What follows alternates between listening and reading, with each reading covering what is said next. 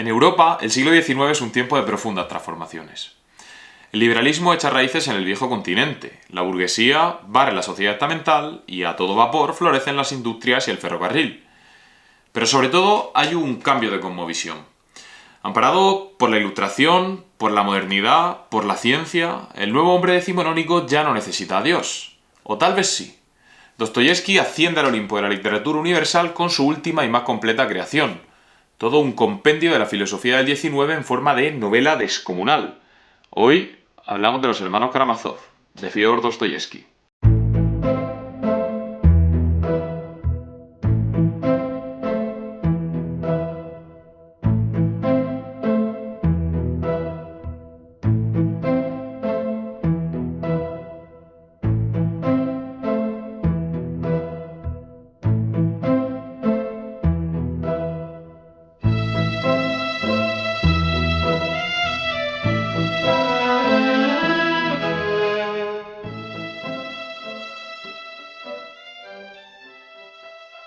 Naturalmente, un autor tan complejo como Dostoyevski ha sido objeto de interpretaciones muy heterogéneas por parte de quienes se han acercado a su obra. Se le ha definido como un escritor profundamente pesimista y atormentado. Sus libros están atravesados por la muerte, la traición, la enfermedad y todo tipo de bajezas morales por parte del género humano. Sin embargo, Dostoyevski es mucho más que eso. La amplitud de su pensamiento queda plasmada en Los hermanos Karamazov, obra a la que podemos referirnos como un testamento literario. En este sentido, antes de acometer su análisis, urge realizar una serie de consideraciones previas sobre la vida del autor. En esta aproximación a Los hermanos Karamazov voy a realizar dos vídeos y en este primero, en la primera parte, además de dichas consideraciones biográficas sobre Dostoyevski, trataré la forma en que fue publicado Los hermanos Karamazov y realizaré una breve sinopsis sobre la obra, dejando para la segunda parte el análisis y otras cuestiones. Vamos con ello.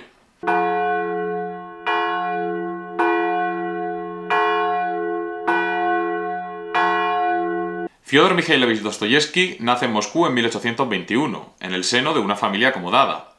Su padre, Mikhail Andreyevich Dostoyevski, era médico del hospital para pobres Mariinsky, por lo que el pequeño Fyodor estuvo en contacto con la muerte y la enfermedad desde la más tierna infancia. Mikhail Andreyevich fue un padre autoritario y dispensó a Fyodor y a su hermano, también Mikhail, una educación fundamentada en una rígida disciplina. En cambio, en su madre, María Fyodorovna Dostoyevskaya, encontró cariño y comprensión, pero esta falleció de tuberculosis en 1837. La viudedad agrió aún más el carácter de Mikhail Andreyevich, que, sumido en una grave depresión y preso del alcoholismo, se convirtió en un tipo huraño, tiránico y violento. Los hermanos Dostoyevski fueron enviados a la Escuela de Ingenieros Militares de San Petersburgo, y teniendo apenas 18 años, el joven Fyodor queda totalmente huérfano. Su padre había sido asesinado. Todo parece indicar que los propios siervos de Mikhail Andreyevich, en venganza por los malos tratos recibidos, orquestaron el crimen. Es evidente que la infancia y adolescencia de Dostoyevski estuvieron marcadas por acontecimientos muy sombríos, pero lo peor estaba por llegar. Fyodor había demostrado notables aptitudes e interés en la literatura, además de una honda preocupación por diversas causas sociales. En 1845 publica Pobres gentes, su primera y exitosa novela, en la que aborda las penurias del pueblo ruso, inaugurando el subgénero narrativo de la novela social. Dostoyevski comenzó a moverse en el círculo Petrashevsky, compuesto por intelectuales opuestos al zar y al régimen de servidumbre. El socialismo utópico gana posiciones en Europa, y un buen número de jóvenes escritores y estudiantes rusos abraza estos postulados. Pero la etapa del Dostoyevski más social, rebelde e impetuoso culmina de forma trágica. En 1849 fue arrestado y condenado a muerte junto a otros compañeros del círculo Petrashevsky, acusados de conspirar contra el zar Nicolás I. El 22 de diciembre de aquel mismo año, Fyodor Mikhailovich Dostoyevski se sitúa frente a un pelotón de fusilamiento. Con apenas 28 años, aquel desdichado joven ya veía truncada su existencia. Sin embargo, en el último momento, un jinete irrumpió en el patio de fusilamiento portando una orden de indulto del propio zar. La pena capital era conmutada por 5 años de trabajos forzados en Siberia. ¿Qué escritor, pensamos algunos, nos hubiéramos perdido si aquel jinete no llega a tiempo? Este episodio y su posterior estancia en Siberia marcaron para siempre la vida de Dostoyevski, A las inclemencias climáticas, el aislamiento y los trabajos forzados se sumaba la grave epilepsia crónica que sufría el escritor y que se agravó en prisión. Al abandonar su cautiverio siberiano, Dostoyevski se había convertido en otro hombre. Poco quedaba de aquel joven díscolo del círculo Petrashevsky. El atormentado Fyodor Mikhailovich era ahora un hombre profundamente religioso, ortodoxo convencido, y si bien nunca abandonó su preocupación por las causas populares y continuó denunciando las injusticias sociales, lo hizo ahora desde el rechazo a los postulados nihilistas y socialistas. En Memorias del subsuelo, Crimen y castigo, El jugador, El idiota o Los demonios, vemos ya reflejado al nuevo Dostoyevski. Una última desgracia habría de marcar nuevamente la vida del escritor. Tras haber enterrado un año atrás a un gran amigo, el poeta Nekrasov, en 1878 fallecía su hijo Alexei, con apenas 3 años y a causa de la epilepsia que había heredado de su propio padre. Naturalmente, una vida marcada por dichas tragedias facilita la categorización de Dostoyevski como un hombre atormentado con una narrativa oscura y pesimista. Y aunque algo de eso hay en Los hermanos Karamazov, El canto de cisne del escritor ruso no es ni mucho menos una composición derrotista. Por sorprendente que parezca, teniendo en cuenta que el libro está repleto de referencias autobiográficas relativas a los tristes hechos que hemos descrito, podemos incluso catalogarlo como una oda a la esperanza. Pronto veremos por qué.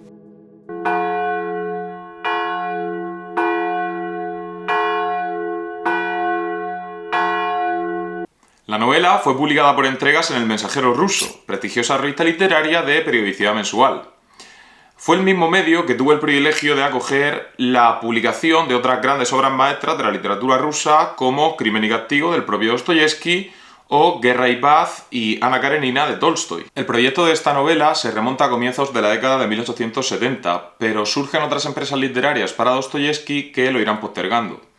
Finalmente, entre enero de 1879 y noviembre de 1880, el Mensajero ruso publica las entregas de Los hermanos Karamazov, y en diciembre de 1880 aparece en forma de libro. Dostoyevski había previsto una segunda parte en la que profundizaría en la vida del protagonista de esta novela, Alyosha, proyecto que nunca se llevó a cabo, pues unas semanas después de salir a luz la primera parte, fallecía Fyodor Mikhailovich Dostoyevski a la edad de 59 años. Una hemorragia pulmonar asociada a su tan arraigada epilepsia truncaba la vida de uno de los más grandes novelistas de la historia.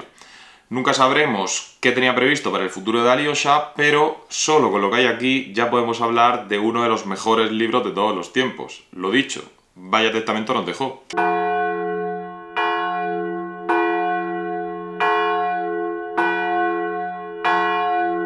En la ciudad de Staraya rusa vive Fyodor Pavlovich Karamazov, un cincuentón que ha hecho fortuna y lleva un estilo de vida totalmente hedonista. Es un tipo vividor, desvergonzado, lujurioso, bebedor y totalmente desentendido de los hijos que ha tenido con mujeres distintas. Los 3 vástagos de Karamazov se educaron lejos del hogar paterno con parientes o allegados que suplían al desidioso progenitor. Dmitri, el mayor de ellos, es también el que más se parece a Fyodor Pavlovich, pero a la vez el que peor relación tiene con él. Impulsivo, agresivo, mujeriego, derrochador, Dmitri representa el sensualismo, el carpe diem, el hedonismo en estado puro. Se trata, como hemos dicho, del alter ego de su padre, a quien odia por cuestiones que revelaremos más adelante. Iván, el hijo mediano, es un joven instruido e inteligente. Muestra grandes capacidades intelectuales y literarias y es quien encarna el pensamiento racionalista. Iván es todo un representante de la nueva intelectualidad europea y, por supuesto, del ateísmo. Según el mediano de los Karamazov, el nuevo hombre del siglo XIX, amparado en la ciencia, en la razón y en la idea de progreso, ya no necesita de ningún dios. Tampoco la relación de Iván Fyodorovich es buena con su padre, pero su carácter comedido y cauto evita que su aversión se exteriorice. Como hemos indicado anteriormente y como el propio Dostoyevski reconoce, el protagonista de la novela es el hermano pequeño, Alexei o Alyosha. Este es la antítesis tanto de Iván como de Dmitri. Alyosha profesa una inmensa fe religiosa y encarna las cualidades del buen cristiano. Es bondadoso, pacífico, paciente, misericordioso y comprensivo incluso con su padre. Ha decidido ingresar en el monasterio local muy influenciado por las enseñanzas de uno de los personajes claves de la narración, el starets Zosima. El starets es el líder espiritual de un monasterio ortodoxo, y en este caso hablamos de un anciano, sabio y piadoso, objeto de gran veneración dentro y fuera de las dependencias monacales, y de quien se dice incluso que era capaz de obrar milagros. Precisamente en la celda del Starets Zosima tiene lugar el tenso reencuentro familiar de los Karamazov. Dmitri mantiene una disputa con su padre por cuestiones de herencia y celos. Resulta que ambos se encuentran enamorados de la misma mujer, Grushenka, una joven atractiva y seductora que en la novela encarna un rol muy parecido al de femme fatale. Parece incluso que el padre Karamazov está dispuesto a comprar el amor de Grushenka ofreciéndole una buena cantidad de dinero, lo que naturalmente ha puesto furioso a Dmitri. Pero este tampoco está libre de pecado, lo dicho. A fin de cuentas, es el alter ego del padre. Dmitri está prometido con una noble local, Katerina Ivanovna, una mujer impulsiva pero honorable, leal y virtuosa. En su día, su actual prometido le jugó una treta para engatusarla y ahora que ha accedido a estar con él, se da cuenta de que Dmitri está locamente enamorado de Grushenka y fantaseando una huida con ella. Por si fuera poco, para completar el embrollo amoroso, diremos que el mediano de los Karamazov, nuestro intelectual Iván, está enamorado de Katerina Ivanovna, y las malas lenguas comentan que a Dmitri no le importaría que su hermano le levantase la novia para tener vía libre con Grushenka. Tiene tela el asunto. La lista de personajes de la novela es interminable, pero debemos citar al menos a Smerdiakov, un huraño criado de Fyodor Pavlovich, de quien se sospecha que puede ser hijo ilegítimo del propio padre Karamazov. No puedo enredarme con tramas secundarias porque hablamos de una novela de 1000 páginas y me saldría un vídeo de 1 hora, así que vamos al meollo de la cuestión. A Zosima, el líder espiritual de Alyosha, le pesan mucho los años en el plano físico, aunque hasta sus últimos días sigue irradiando una gran sabiduría. Justo antes de morir, insta a Alyosha a abandonar el monasterio. Le comenta que su sitio está en el exterior. Zosima ha conocido los conflictos de los Karamazov y digamos que envía a Alyosha como mediador y transmisor del mensaje espiritual del propio Starets, basado en lo que él mismo califica como amor activo. Entretanto, conocemos que hace unas semanas Katerina Ivanovna, la prometida de Dmitri, le encargó a este el envío de 3000 rublos a una pariente, y nada más coger el dinero, Dmitri se fue con la querida a derrocharlo en una gran juerga. Pero hay un atisbo de remordimiento y honradez en el mayor de los Karamazov. Dmitri quiere escapar con Grushenka, pero antes debe saldar su deuda con Katerina. Así pues, desesperado, comienza a buscar métodos para hacerse con dinero, mientras lo asaltan los temores de que Grushenka acabe cediendo al capital de su padre y marchando con él. Esta idea lo atormenta hasta tal punto que decide presentarse en la casa de Fyodor Pavlovich. Observa a su padre a través de la ventana, lo odia, no sabe si soportaría verlo con Grushenka. Y de repente, tras un salto temporal, sabemos que Dmitri ha huido corriendo de la casa paterna, que ahora tiene dinero y que ha marchado con su amada a una aldea. Y allí es apresado. Fyodor Pavlovich Karamazov ha aparecido asesinado en su domicilio y el dinero que guardaba para Grushenka ha sido robado. Naturalmente, el principal sospechoso es Dmitri. Todo parece indicar que, celoso y necesitado económicamente, acabó con la vida de su padre. Sin embargo, Alyosha está totalmente convencido de la inocencia de su hermano, y en cuanto a Iván, recibe una confesión sorprendente. Smerdiakov, aquel criado huraño, probable hijo ilegítimo de Fyodor Pavlovich, había fingido un ataque epiléptico el mismo día del crimen, e Iván comienza a sospechar de él. Tras presionarlo, Smerdiakov acaba confesando que fue él quien asesinó a Fyodor Pavlovich. Resulta que el propio Iván había mantenido conversaciones con Smerdiakov acerca de la existencia de Dios. Ya veremos en el próximo vídeo que el nihilismo es un tema central en los hermanos Karamazov. Pero adelantemos la siguiente cuestión. Si Dios no existe, todo está permitido.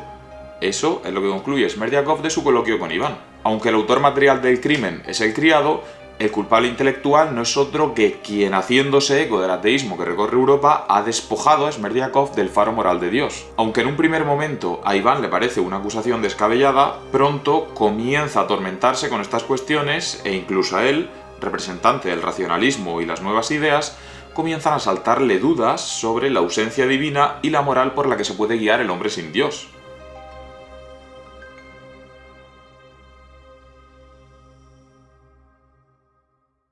Los últimos capítulos se cierran con el juicio que determinará la culpabilidad de Dmitri Karamazov o de Smerdiakov, y la novela culmina en un dramático final que no vamos a desvelar aquí. Pues bien, sobre estos presupuestos, Dostoyevski construye todo un compendio del pensamiento del siglo XIX, el cual analizaremos muy pronto, pues alcanza una profundidad y una relevancia en la cosmovisión rusa y la filosofía occidental que será mejor dedicar otro vídeo solo a estas cuestiones. Hasta entonces, les dejo con una cita que Dostoyevski incluyó como epígrafe de los hermanos Karamazov y que se encuentra grabada en su propia lápida. En verdad os digo que si el grano de trigo que cae en la tierra no muere, queda solo, pero si muere, produce mucho fruto.